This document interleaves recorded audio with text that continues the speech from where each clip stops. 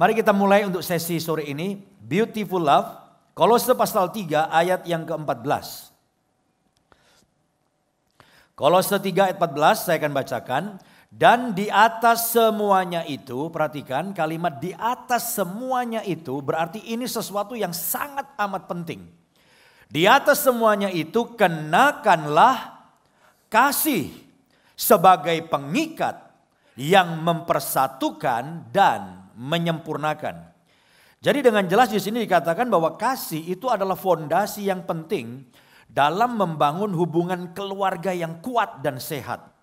Kasih yang mengikat sebuah keluarga. Hubungan suami istri, orang tua dan anak itu diikat oleh kasih. Dan kasihlah yang mempersatukan hubungan dalam keluarga.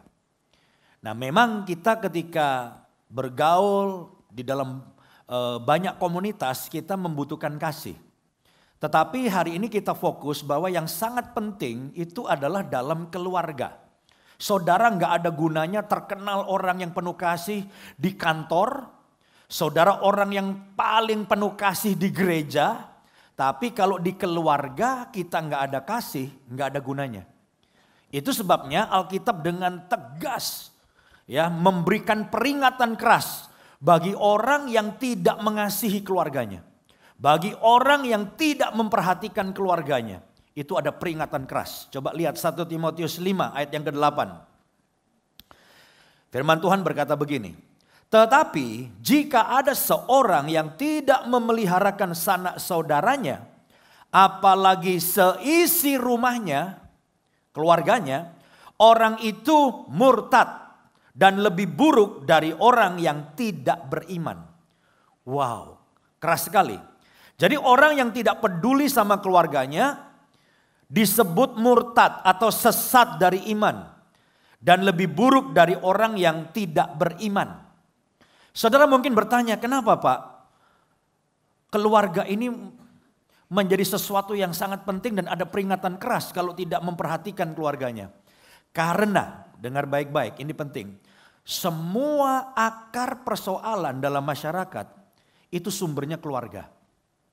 Kalau keluarga kuat dan sehat, maka keluarnya itu sehat.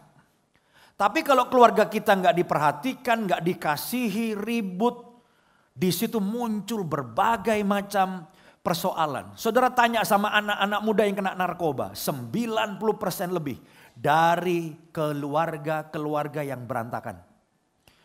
Free sex, masalah tawuran, perkelahian, pelajar banyak yang mati. Tanya apa penyebabnya?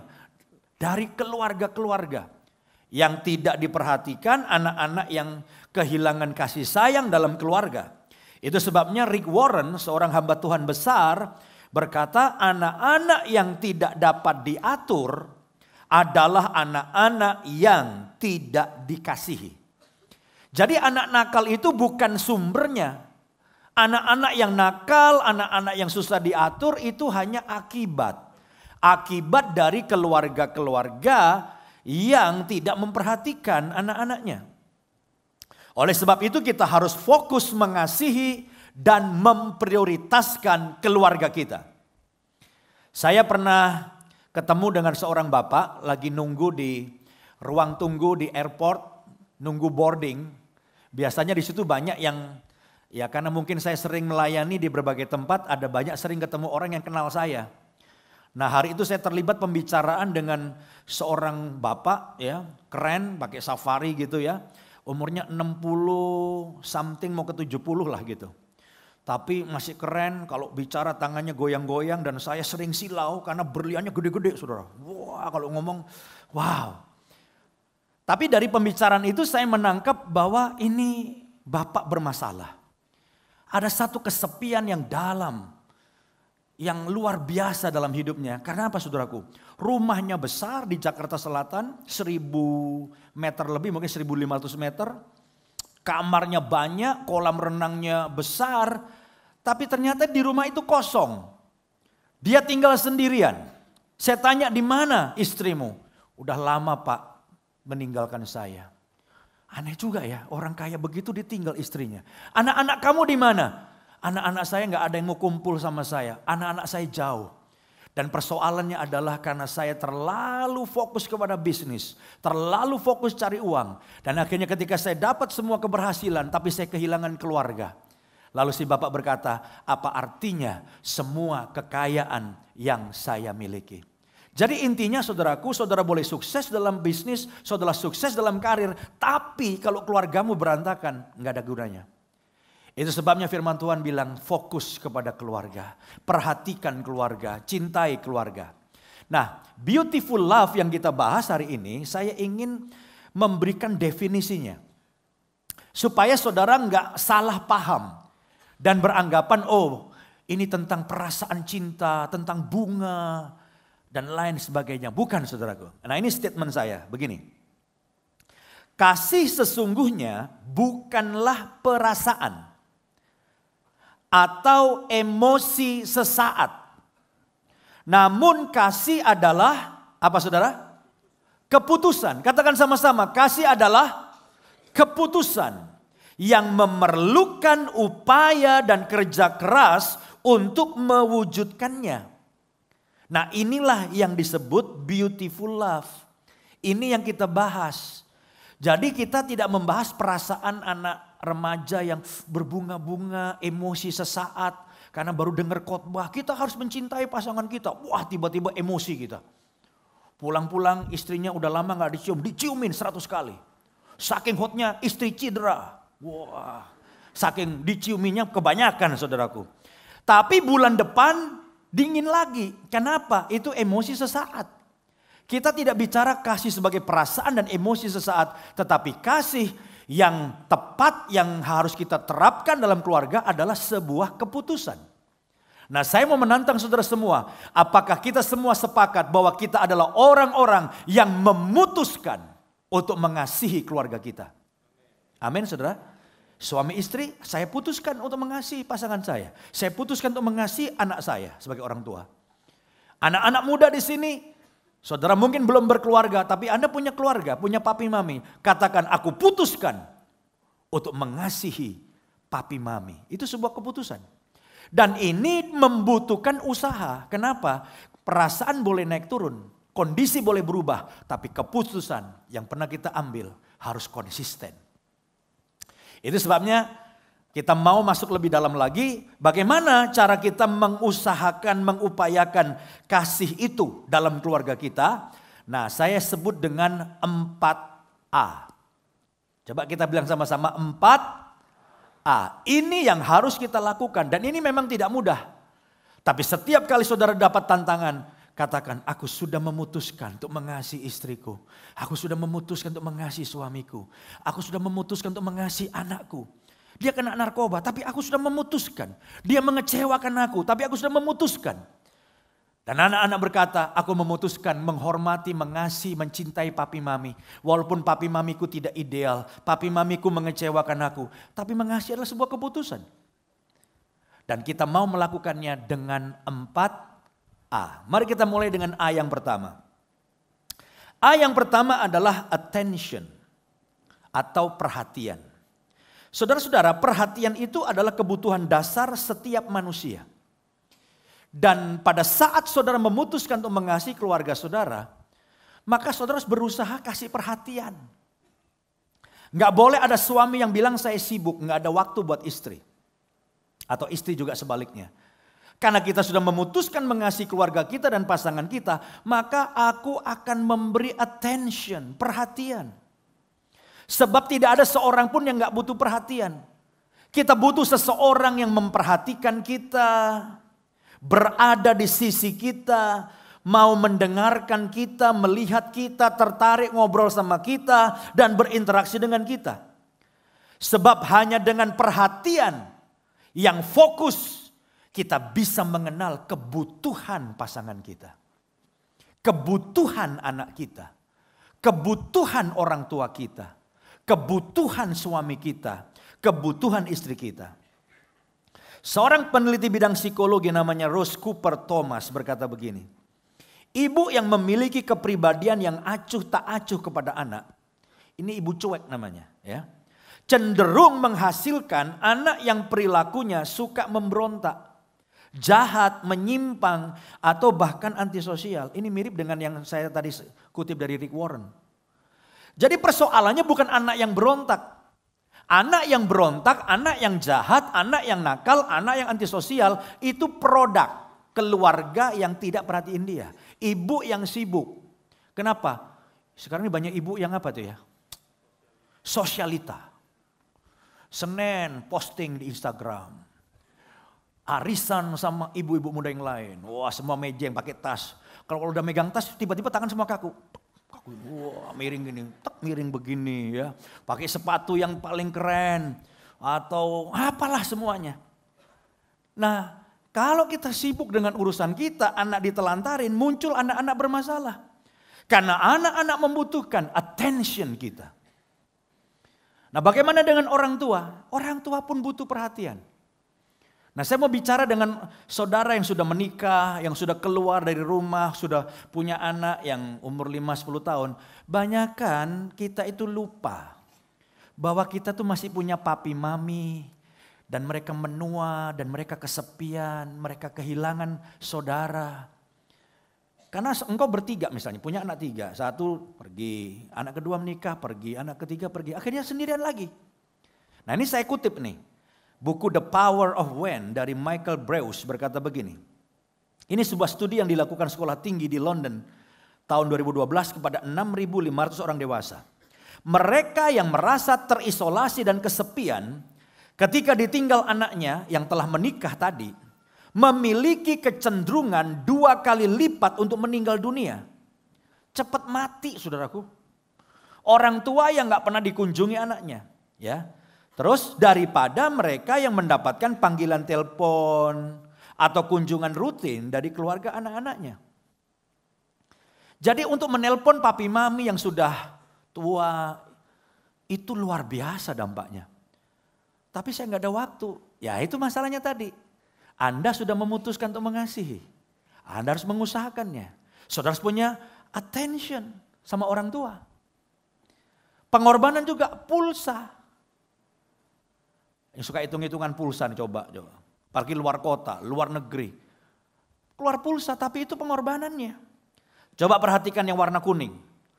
Tanpa membuat Anda merasa bersalah, menelpon orang tua dan menanyakan kabar mereka bisa memperpanjang usia mereka.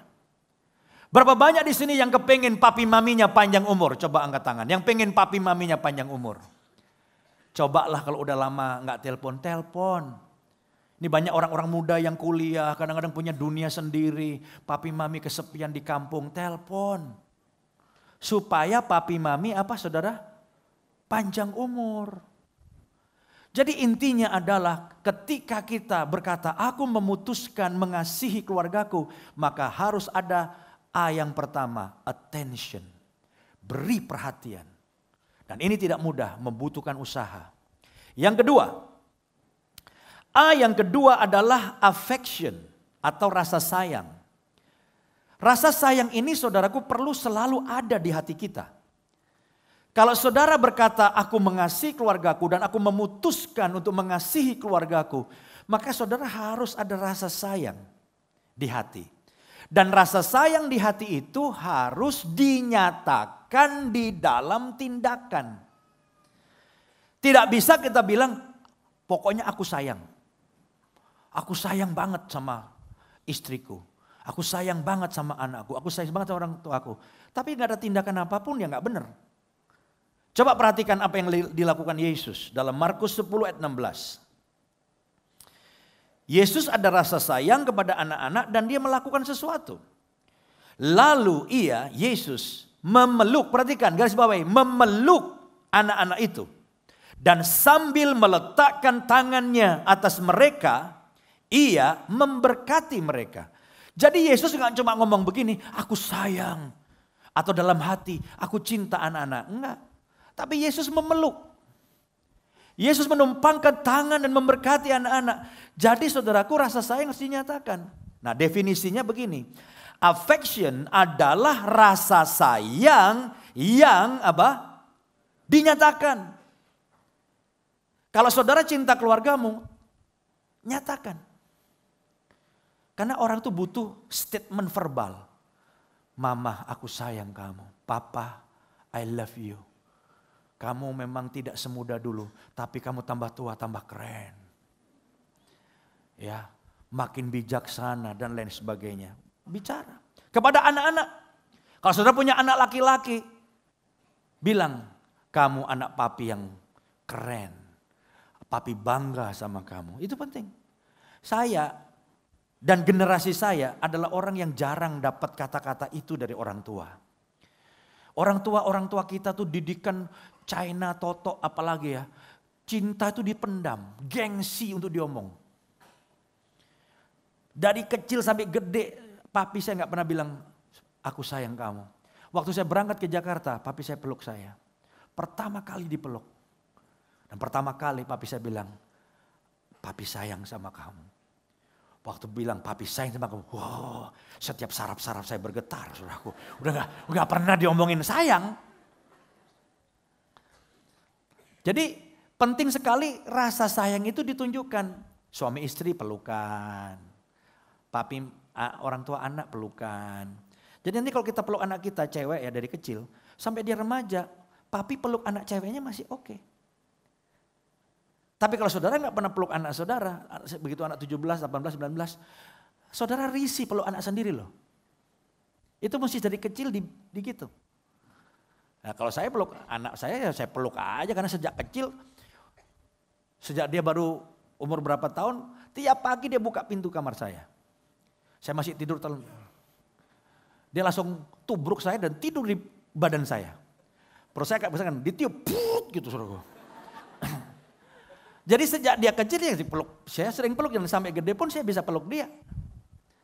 Ya, itu mesti dibiasakan saudara. Saya kutip perkataan seorang psikoterapis khusus hubungan keluarga, namanya Virginia Satir. Kalau saudara sering belajar psikologi dan belajar konseling, ini orang hebat. Dia bilang begini, manusia membutuhkan 4 pelukan dalam sehari untuk bertahan hidup. Untuk bertahan hidup orang tuh butuh 4 pelukan sehari. Tuh banyak yang mikir, gua gak pernah dipeluk, tetap hidup. Hidup saudara tidak normal soalnya. Kalau orang itu betul-betul hidup dan hidup yang benar-benar hidup, perlu pelukan. 8 pelukan untuk perawatan diri. Kalau saudara pernah dilecehkan, pernah ditolak, itu perlu perawatan, itu perlu pemulihan, itu perlu dipeluk lama 8 kali sehari. Tapi untuk menjadi pribadi yang hebat, yang tangguh, yang bertumbuh dengan hebat, firm, percaya diri, 12 pelukan. Untuk bisa bertumbuh dengan luar biasa. Sebab di Jakarta, anak-anak umur 16 tahun aja saya salaman mesti begini, saya tingginya minta ampun. Tapi saya menemukan banyak anak remaja di Jakarta tuh badannya gede, rapuh mentalnya. Kenapa? Ada penolakan, tidak diterima, rasa inferior, rasa rendah diri. Kenapa? Jarang dipeluk. Ini pelukan itu luar biasa.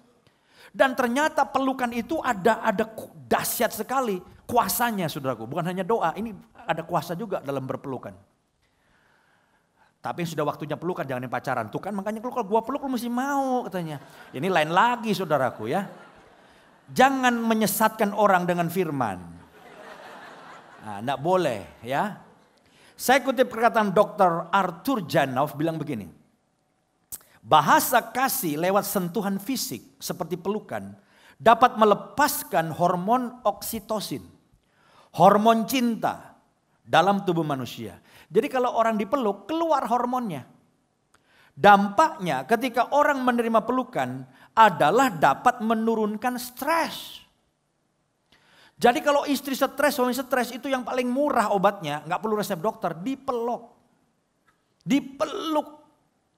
Menurunkan stres, mencegah aneka penyakit, hingga meningkatkan ketenangan dan rasa percaya dalam hubungan suami istri. Jadi intinya di situ. Affection, rasa sayang, tunjukkan, bilang I love you sama anak saudara, pasangan saudara, papi saudara. Papi, aku cinta sama kamu. Peluk. Satu lagi, tapi nggak saya catat di sini. Sebab ini tergantung dompet masing-masing. Yaitu apa? Hadiah. Hadiah juga penting. Jangan 20 tahun, I love you, I love you, I love you. Tas satu aja nggak pernah datang tuh. Ibu-ibu gimana coba? Seneng nggak kalau dapat hadiah dari suami? Yang mantap dong, supaya suami dengar. Senang gitu loh. Ya. Jadi kalau kita sayang sama istri kita, pasti kita kasih sesuatu. Tapi tergantung dompet. Kalau diberkati luar biasa ya yang bisa bikin orang silau kan, mengkelelep. Mau ibu-ibu diberi berlian? Tuh, amin. Mau ibu-ibu dapat hadiah? Amin. Yang bilang amin, menurut Alkitab, dia akan terima hadiah. Karena Alkitab berkata, jadi padamu menurut imanmu. Yang bilang amin, dia dapat hadiah. Bapak-bapak, suami-suami senang gak dapat hadiah? Senang juga, bukan hanya ibu-ibu. Bapak-bapak senang, walaupun suami tahu itu duitnya dari gua juga. Itu kalau istri tidak bekerja ya, istri ibu rumah tangga. Tapi senang, itu tabung gitu ya. Pas suami ulang tahun beliin dompet, beliin apa gitu, senang. Jadi yang kedua, ini harus diusahakan. Bukan tiba-tiba langsung bisa, enggak. Tapi aku sudah memutuskan mengasihi keluargaku. Aku harus punya affection, rasa sayang. Aku mau memeluk, aku mau mengatakan kata-kata yang mengatakan aku mengasihi. Aku mau kasih hadiah juga. Yang setuju katakan amin. Mari kita berikan kemuliaan bagi Tuhan. Haleluya. Yang ketiga, yang pertama tadi apa? Attention, affection. Yang ketiga adalah appreciation. Appreciation atau penghargaan. Atau respect atau rasa hormat. Dalam keluarga, suami istri penting ada rasa hormat. Orang tua dan anak ada rasa hormat. Bahkan dalam hubungan antar teman pun penting respect, penghargaan ini. Di dalam Roma pasal 12 ayat yang ke-10, firman Tuhan berkata begini. Hendaklah kamu saling mengasihi sebagai saudara dan saling, baca sama-sama, saling apa? Mendahului dalam memberi hormat. Jadi yang namanya berteman, bersahabat, ketemu di gereja, itu mesti saling mendahului, kasih hormat. Jangan udah tahu dia datang belaga nggak lihat, kenapa dia lebih miskin dari gua? Nggak boleh. Oh dia lebih kayaknya di bawah gua deh. Ini bukan soal level kekayaan atau kepinteran. Tapi kalau kita anak Tuhan yang menerapkan firman Tuhan, ketemu langsung, samperin. Shalom, apa kabar? Kita menunjuk saling mendahului dalam memberi hormat, saudara-saudara. Nah, menghormati seseorang itu seperti apa? Menghormati seseorang berarti kita memberi mereka penghargaan yang tinggi. Tinggi itu bukan yang gimana, tapi kita respect. Memperlakukan mereka sebagai orang istimewa dan sangat berharga. Apalagi kepada istri, apalagi kepada suami, apalagi dalam anggota keluarga. Dan kalau kita respect orang itu kelihatan kok dari gaya bahasa tubuh kelihatan. Kalau saudara salamannya tuh respect sama orang ya. Wah kayaknya megangnya lamaan dikit gak apa-apa. Tapi kalau salaman kayak orang najis, gini, sambil wajahnya meleng gini, wah itu gak respect. Kalau saudara salaman dan saudara respect, pegang yang hangat. Lihat wajahnya, shalom. Tuhan memberkati, gitu. Begitu ngobrol, jangan lu ngobrol, gua main WA. Jangan, itu artinya saudara tidak respect. Banyak kok orang yang bilang sama saya, Pak saya sebel Pak kalau ngomong sama orang itu. Kenapa? Itu orang belagu Pak, gak ada rasa sopan, gak ada rasa hormat. Kenapa? Masa saya ngomong dia WA-WAan terus katanya. Lu terus ngomong gua denger kok, gua denger katanya. Jangan, kalau saudara respect sama seseorang, lihat wajahnya, ngobrol, berikan perhatian. Nah demikian juga ketika kita dalam keluarga.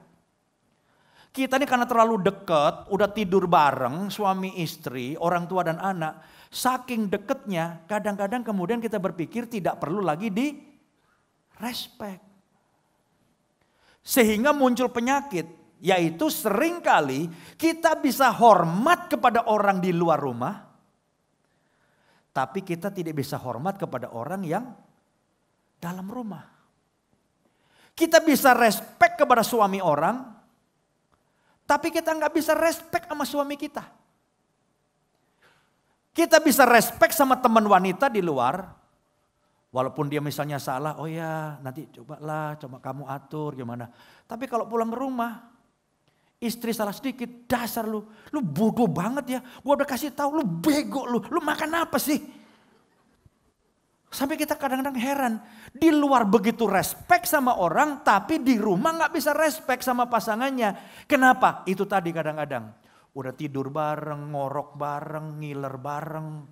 Udah tahu apa semuanya. Jadi akhirnya gak ada respect.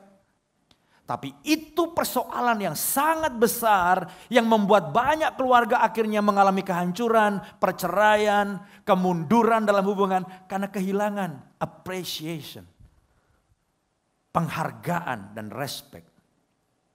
Saya ingin mengatakan kepada para istri di sini. Saya rasa Anda pun sudah sering baca bukunya. Bahwa kebutuhan pria untuk dihargai dan dihormati jauh lebih besar dibanding wanita. Suami saya nggak gitu kok Pak. Kepalanya saya gini-gini dia tenang aja. Itu pengecualian suamimu tuh. Pada umumnya seorang pria itu, saudaraku, seorang pria atau suami, kebutuhan untuk dihargai dan dihormati jauh lebih besar dibandingkan wanita. Mark Gungor, saya kutip dari bukunya, berkata kebutuhan terbesar dari seorang suami adalah penghargaan atau respect dari sang istri. Dia ingin dilihat sebagai pahlawan, terutama di mata mempelai wanita. Ini kalau baru menikah juga. Dia membutuhkan seseorang untuk mempercayainya. Pria itu paling suka dipercayai. Apalagi di tengah-tengah dia nganggur. Di tengah income menurun, dia tuh goyang PD-nya. Itu perlu direspek. Mark Gungor meneliti penyebab perceraian terbesar di LA 5 tahun terakhir karena kebutuhan dasar para pria dihormati diabaikan oleh sang istri. Saya tidak ingin di sini ada yang bercerai atau keluarganya berantakan karena nggak ada rasa respek. Saya mendorong setiap istri respect pada suami. Walaupun income-nya lebih rendah dari kalian. Walaupun sudah berpikir dia lebih bodoh dari saudara. Tapi dia adalah pemimpin. Paling tidak yang Alkitab katakan. Dia kepala rumah tangga. Kita perlu direspek. Istri respect suami. Suami juga respect istrinya. Itu perintah Alkitab. Anak-anak respect orang tua. Tapi papi mami saya tuh menjengkelkan saya. Papi mami saya tuh gak ngerti, gak berhikmat gini-gini. Tapi Alkitab bilang ke Anda mesti respect sama papi mami. Kalau mau panjang umur, mau diberkati, hormati ayahmu ibumu. Jangan mentang-mentang pulang Amerika dengan gelar apa tuh. MBA lah, MM yang lain lah, doktor lah. Ada banyak anak-anak kurang ajar sama papi mami. Aduh papi mami udah bodoh lah, gak ngerti lah. Kalau kagak ada yang bodoh, kagak ada yang pinter, gak ada saudara. Kita mesti respect orang tua. Orang tua gimana? Harus respect sama anak. Dia kan anak saya. Gua mau apain kek, mau injek kek. Oh gak bisa dong. Dia pribadi yang bertumbuh dan dia perlu direspek oleh orang tua. Orang tua merespek anaknya. Nah kalau ini dalam keluarga, percayalah keluarga saudara akan mengalami berkat dan pemulihan yang luar biasa. Susah enggak? Enggak gampang. Tapi sekali lagi karena kita sudah memutuskan untuk mengasihi keluarga kita, maka kita mengusahakannya. Kita memperjuangkannya. Ada respek dan hormat di dalam setiap anggota keluarga. Yang setuju katakan amin. Kita berikan kemuliaan bagi Tuhan. Haleluya. Yang terakhir, yang keempat adalah affirmation atau peneguhan. Kata-kata yang meneguhkan, kata-kata yang menguatkan itu sangat penting. Setiap orang membutuhkan diteguhkan, dikuatkan lewat kata-kata. Firman Tuhan berkata dalam 1 Tesalonika pasal 2 ayat 11.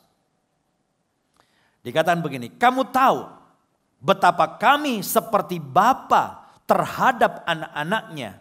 telah menasehati kamu dan, baca sama-sama, dan apa?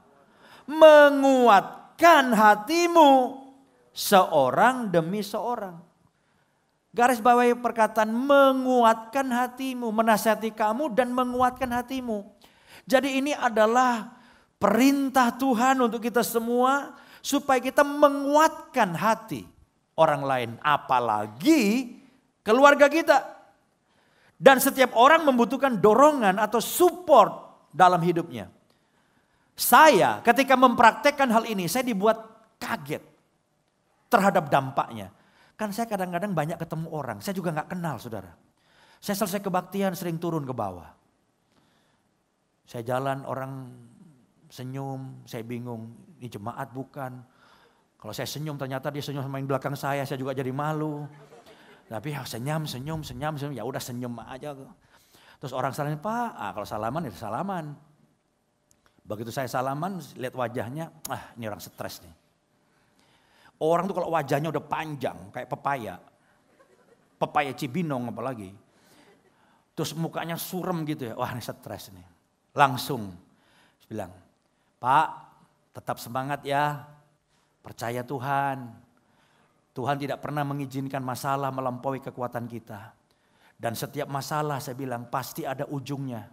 Beli susu aja ada expirednya, masalahmu ada expirednya. Mungkin Maret udah kelar tuh, expired usulnya. Masalahmu beres.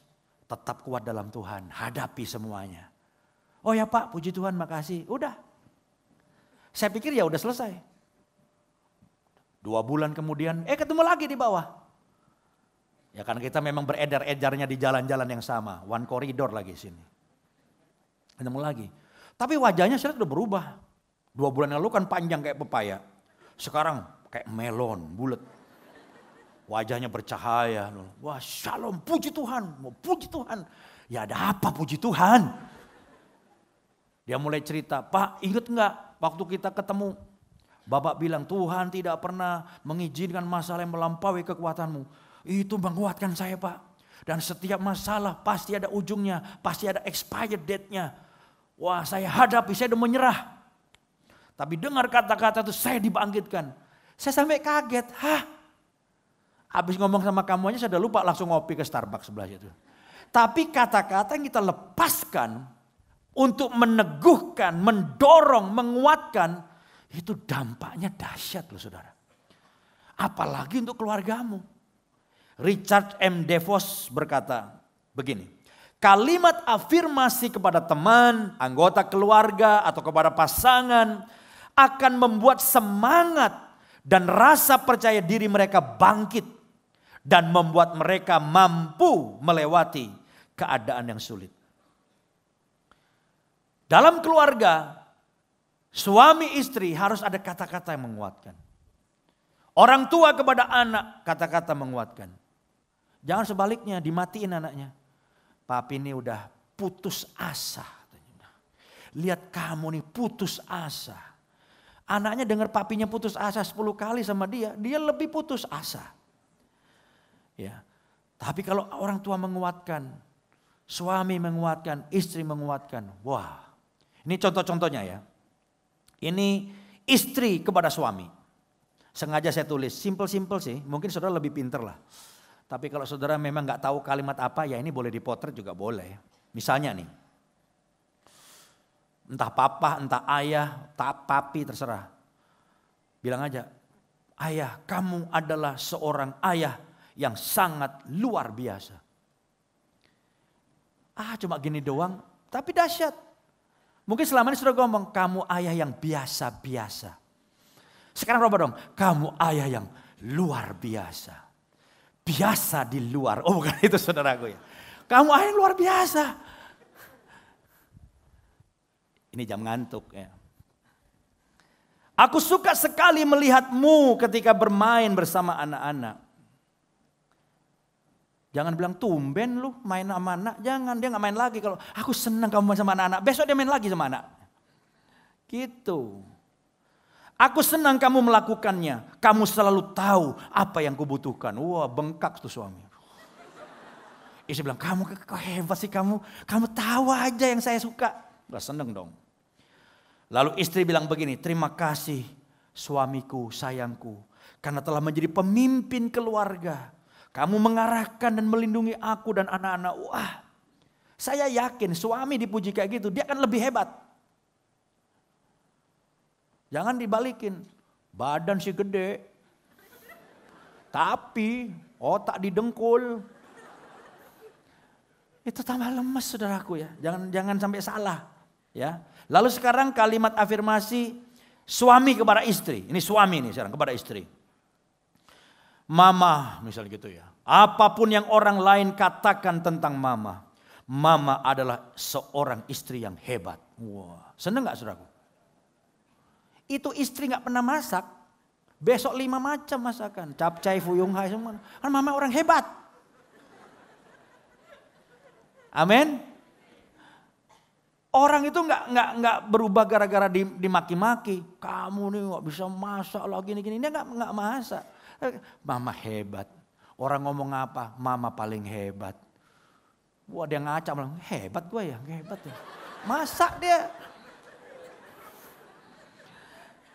Mama adalah orang yang kreatif. Aku suka dengan ide-ide yang mama berikan. Papa percaya, mama pasti bisa kok. Tapi saya kemarin tadi ngomong sih, ini tergantung situasinya. Kalau situasinya gara-gara uang tinggal dikit, wah bulan Februari ini tinggal 1 juta, anak 5. Listrik berapa, bayar anak berapa, tinggal 1 juta, kasih 1 juta. Papa percaya, mama pasti bisa kok. Maka istri menjawab, itu membutuhkan mujizat sayang.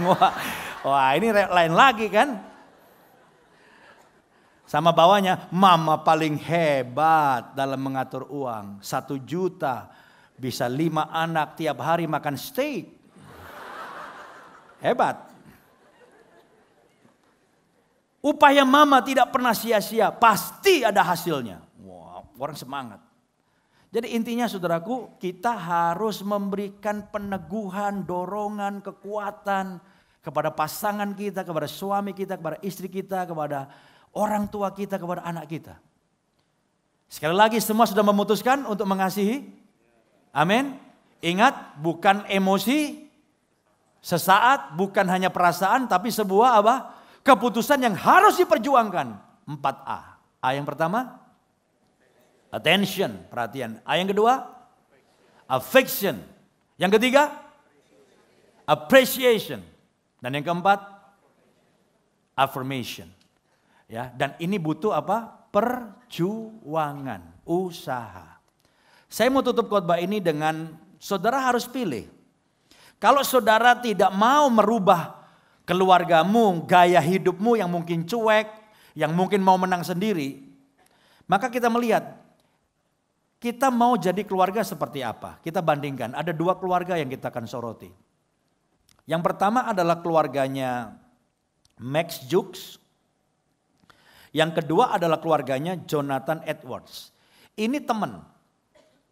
Besar di kota yang sama, pada zaman yang sama, sekolah di sekolah yang sama, dan mereka menikah pada masa-masa yang mirip-mirip. Max Jukes ini saudaraku hidupnya berantakan, keluarganya berantakan, kawin cerai, tidak ada kasih, seribut mau menang sendiri. Sedangkan keluarga Jonathan Edwards dibangun dengan dasar kasih, dengan 4A tadi, saling mengasihi, memperhatikan. Mereka kemudian mati dua-duanya. 200 tahun kemudian ada satu institusi yang kemudian men-trace. Ini 2 keluarga yang berbeda, tapi pada zaman yang sama di kota yang sama. Nah ini hasilnya. Kalau saudara mau sembarangan dengan keluarga saudara, ini hasilnya Max Jukes ini. Setelah 200 tahun dia mati. Dia memiliki 1.200 keturunan. Dan memiliki reputasi sebagai berikut. 300 orang pernah dipenjara, rata-rata usia 13 tahun. Ini keturunannya nih. 150 orang menjadi pecandu alkohol. 310 orang hidup miskin dan menjadi tunawisma. 55 orang menjadi korban kenajisan atau pelecehan atau apapun namanya. 130 orang menjadi pelaku tindak kriminal. 60 orang sebagai pencuri dan perampok. 190 orang sebagai pelacur, 7 orang sebagai pembunuh, membebani negara dengan hutang $1.200.000. Mau keluarga seperti ini? Bukan hanya dia yang hancur, tapi generasi banyak. Ini bukan kutuk keturunan, tapi pola dari keluarga berantakan ditiru oleh anaknya. Ditiru oleh cucunya, terus. Bandingkan dengan keluarga Jonathan Edwards, seorang hamba Tuhan yang takut Tuhan, membangun keluarganya dengan baik, dengan prinsip-prinsip kasih dan sebagainya. 200 tahun dia mati. Memiliki 950 keturunan dengan reputasi sebagai berikut. 300 orang menjadi pendeta, misionaris, dan guru Alkitab. 120 orang sebagai profesor. 14 orang sebagai rektor universitas. 60 orang sebagai pengarang buku top. 75 orang menjadi dokter. 110 orang menjadi pengacara. 30 orang menjadi hakim. 220 orang menjadi pengusaha terkenal, 3 orang menjadi anggota kongres, dan 1 orang sebagai wakil presiden Amerika Serikat. Dan enggak membebani hutang pada negara. Pada saat kita membangun keluarga yang sehat, keluarga yang harmonis, keluarga yang bahagia, ternyata itu bukan hanya berhenti sampai di kita. Tapi kepada generasi berikutnya, Dan saudara punya legacy yang luar biasa. Saya berdoa bahwa setiap kita memilih untuk keluarga kita menjadi keluarga yang hebat. Keluarga yang penuh dengan kasih. Ada beautiful love produces beautiful life.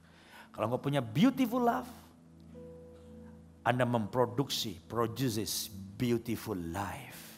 Kehidupan yang indah.